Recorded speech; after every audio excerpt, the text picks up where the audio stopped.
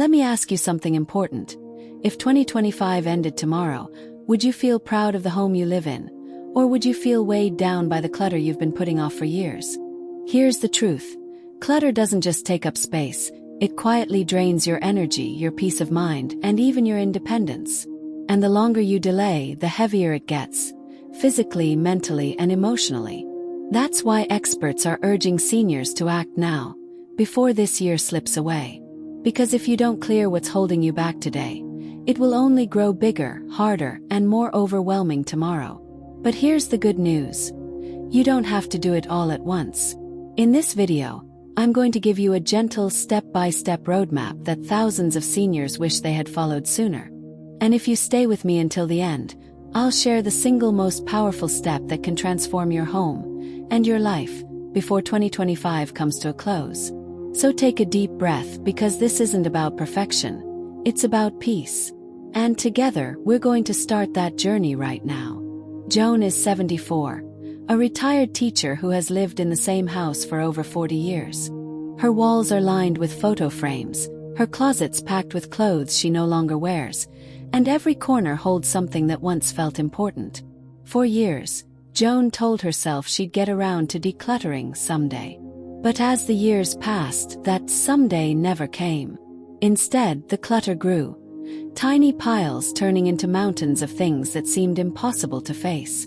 She found herself avoiding certain rooms, tripping over boxes she meant to sort, and feeling embarrassed whenever her children or grandchildren came to visit. One afternoon, she confessed to her daughter, "I feel like my house is closing in on me." And that's when it hit her. Clutter wasn't just making her home messy, it was stealing her joy, her confidence, and her peace. Joan's story isn't unique. Many older women feel the same way, and maybe you do too. That's why this video matters. Because by the time we reach the end of 2025, you deserve to walk into a home that feels like a sanctuary, not a storage unit. And that's exactly what this step-by-step guide will help you achieve. The very first step in decluttering isn't to tackle the garage, the basement, or the closets bursting with clothes. It's to start small and start visible. Why? Because your brain needs to see progress right away to feel encouraged. For Joan, the turning point came when she decided to clear just her coffee table. She gathered the magazines she hadn't touched in months, the half-finished crossword puzzles, and the pile of unopened mail, and she gave that table a fresh start. Suddenly, what had once felt overwhelming became manageable, even freeing. Psychologists call this the quick win effect. When you focus on one small visible area, like a nightstand, an entryway table, or a kitchen counter, you create immediate relief. Each time you walk past that space, you see calm instead of chaos. And that calm becomes motivation to take on the next area. So here's the first step in your 2025 declutter journey. Choose one small space that you use daily. Clear it completely. Then only return the items you truly need. Don't overthink it, don't aim for perfection. Just give yourself one pocket of peace. Because one small win today will give you the strength to face the bigger tasks tomorrow. The second step isn't about tidiness. It's about protecting your health and independence. You see, clutter can quietly become dangerous. Tripping hazards, expired medications, and broken furniture don't just crowd your home, they put you at risk. When Joan began her journey, she didn't think about safety at first. But one evening, she tripped over a box left in her hallway. Thankfully, she wasn't badly hurt, but that scare made her realize something powerful. The clutter she thought was harmless was actually threatening her freedom to live safely at home. Research shows that falls are one of the leading causes of injury among seniors. And many of those falls happen inside the home. A rug that curls at the edge, a stack of newspapers by the door, a chair with a wobbly leg. These small things add up to big dangers. So here's your next step. Walk through your home with fresh eyes. Look at your hallways, your walkways, your bathroom, and your kitchen. Ask yourself, is this safe? Does this support my life? Or is it putting me in harm's way? Clear away the stacks, toss expired pills, repair or remove broken items. By doing this, you're not just decluttering, you're protecting your independence. You're making sure your home supports you instead of holding you back. And that step alone can give you a new sense of peace every time you walk through your door. The third step is one that often tugs at the heart: clothing. Over the years, our closets and drawers quietly fill with pieces from every season of life. Work clothes from jobs we've retired from, dresses for occasions long past, outfits that no longer fit but still carry memories. Joan once stood in front of her closet and sighed. She admitted she wore the same handful of outfits every week, yet her closet was packed so tightly she could barely move the hangers. She realized the clothes she was keeping weren't serving her anymore. They were only serving guilt. Guilt that she had spent money on them. Guilt that she no longer had the figure to wear them. Guilt that letting them go meant letting go of a chapter of her life. But here's the truth. Your closet should celebrate who you are today, not who you used to be. Studies show that decision fatigue is real. The more options you face each morning, the more mental energy you spend before your day even begins. And for seniors, that mental energy is precious. So here's the step. Go through your clothes slowly and gently. Keep the pieces that fit your body now, that feel comfortable, and that bring you joy when you wear them. Donate or release the rest with gratitude for the season they once represented. When Joan did this, she said it felt like a weight lifted from her shoulders. For the first time in years, she opened her closet and felt peace instead of overwhelm. And that's the gift you give yourself when you clear your wardrobe. It's not about losing your past, it's about embracing the freedom of your present. The fourth step is one that almost every senior struggles with. Paper. Bills, receipts, catalogs, insurance letters, magazines, medical forms. The piles seem endless. And the weight isn't just physical, it's mental. Joan used to joke that her dining table had disappeared years ago under stacks of paper. But it wasn't funny when she missed a doctor's appointment because the reminder card was buried under a pile of catalogs. That moment shook her because it wasn't just about clutter. It was about her health. Psychologists say that paper clutter is one of the biggest contributors to stress in the home. Every pile whispers unfinished tasks, unpaid bills, unanswered questions. And that constant noise chips away at peace of mind. The key isn't to create a complicated filing system. It's to keep it simple. Experts recommend just 2 categories: to do and to keep. Everything else, junk mail, old catalogs, outdated coupons, goes straight into recycling. Place the to-do papers in one basket where you'll see them. Place the to-keep papers in another for safe filing later.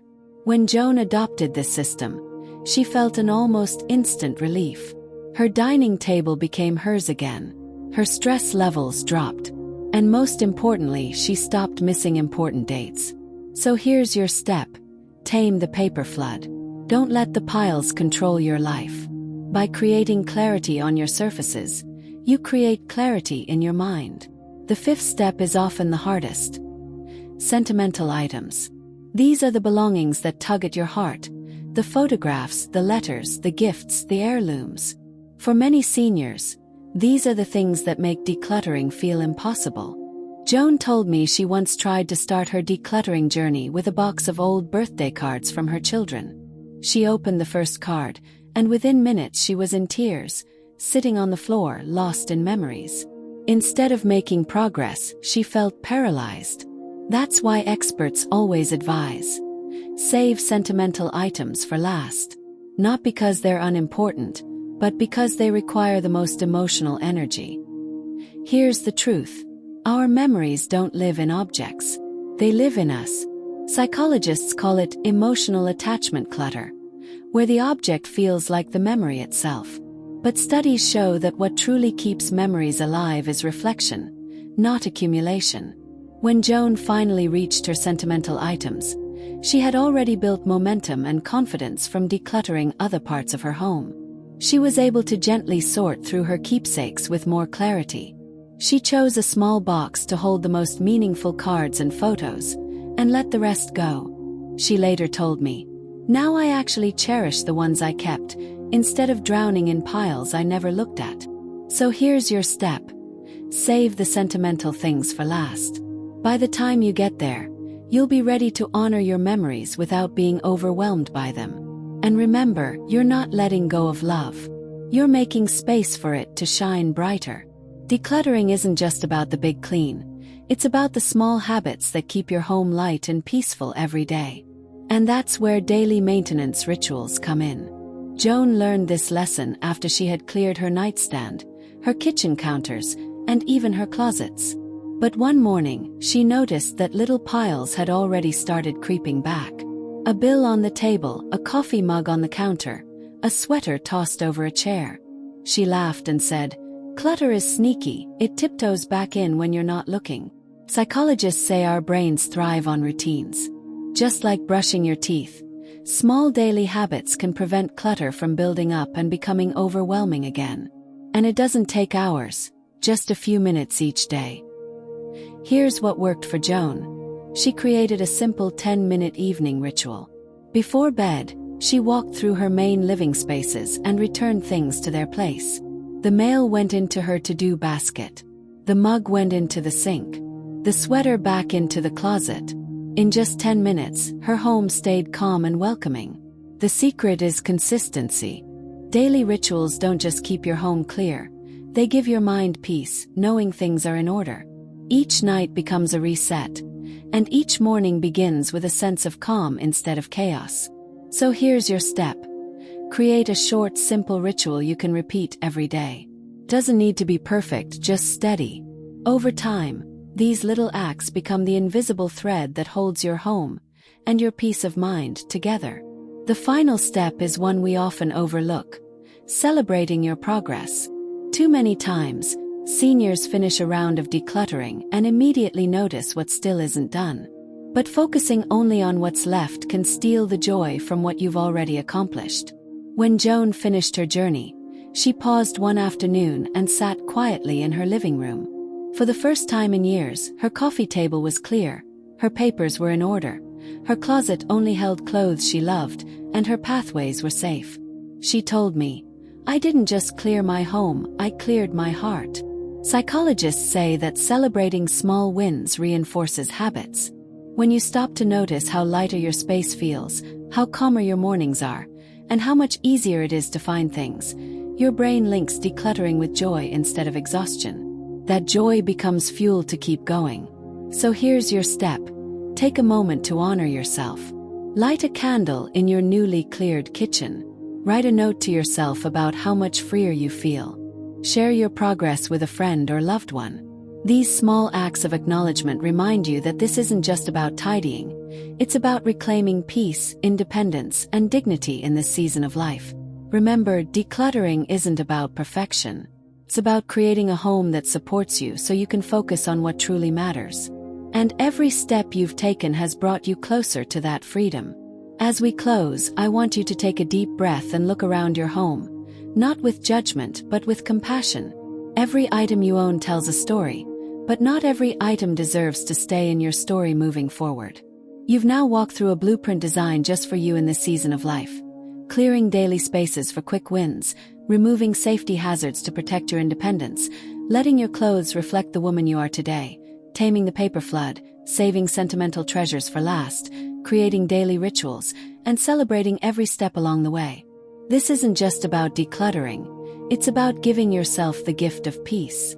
It's about creating a home that welcomes you, supports you, and calms your mind at the end of each day. Joan's story reminds us that it's never too late to reclaim control of our spaces and our hearts. If she could begin at 72, with closets full of memories and hallways full of boxes, so can you. Now, I want you to promise yourself something. Don't let another year pass under the weight of clutter. Start small, start gently, but start today. And as you take this journey, remember, you're not losing anything.